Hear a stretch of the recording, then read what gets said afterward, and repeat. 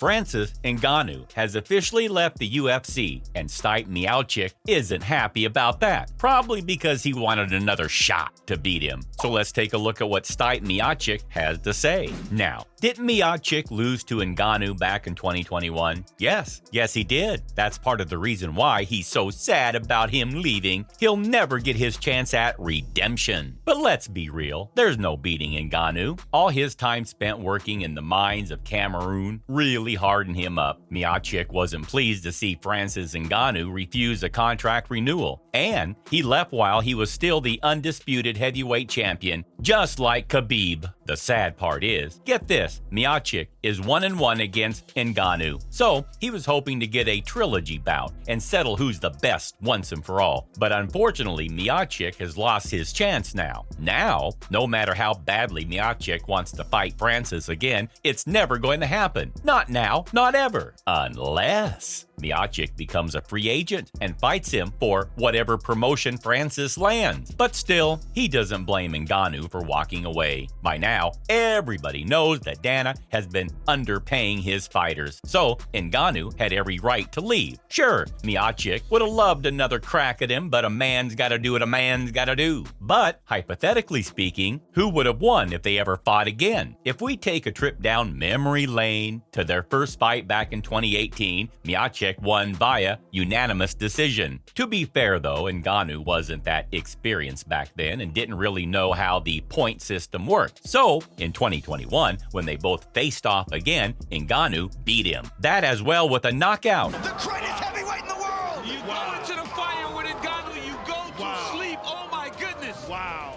That was nasty.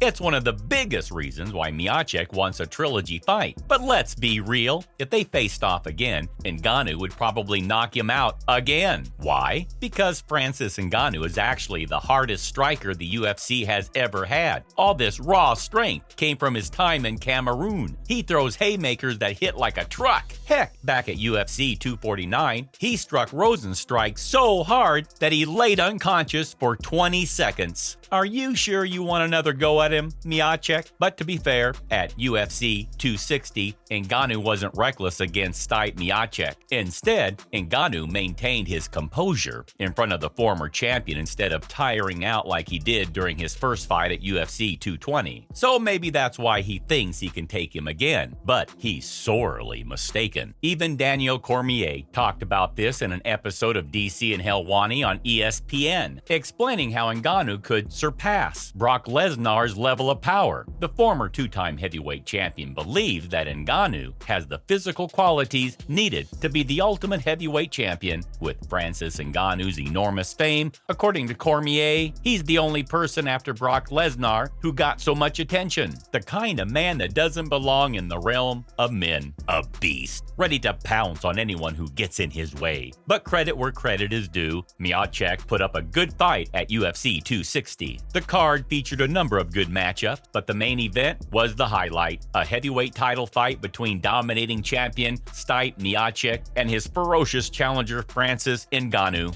Now, let's compare their stats, shall we? When it comes to striking, Francis Ngannou is undoubtedly the most terrifying MMA fighter. In fact, he has enough power to give Thanos a run for his money. With that being said, Miocic was more polished when it came to technique. He doesn't have the same power as Ngannou, but the former Golden Gloves boxing champion has a 52% striking accuracy rate, while Ngannou stands at 37%. As well, Miocic usually targets his opponent's legs, body, and head, while Ngannou is more of a headhunter out of a DC comic. But at the end of the day, it was raw strength that won. But Miocic would have won if he didn't get clipped. I mean, think about it. Stipe Miocic used to be a NCAA Division I wrestler at Cleveland State University, and he essentially grew up wrestling. Meanwhile, Ngannou doesn't have a lot of experience in that area. So, Miocic is clearly the better wrestler. He also has a takedown success rate of 34%, paired with an impressive 70%